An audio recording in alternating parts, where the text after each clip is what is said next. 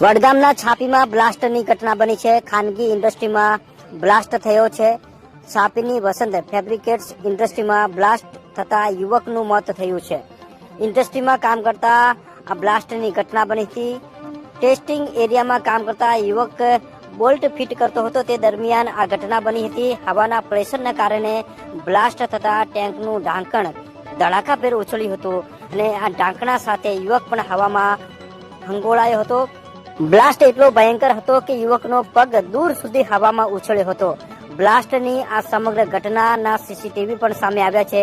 યુપીના મજૂર જગમોહન નામના યુવકનું આ ઘટનામાં મોત થયું છે. આજે શનિવારે સાંજે 6 કલાક આસપાસ આ સીસીટીવી સામે આવ્યા છે. જોકે આ સમગ્ર જે ઘટના બની છે તેમાં મૃતકના પિતાએ છાપી પોલીસ મથકે ફરિયાદ નોંધાવી છે. છાપી પોલીસે અકસ્માતે મોતનો ગુનો નોંધીને સમગ્ર મામલે તપાસ શરૂ કરી દીધી છે.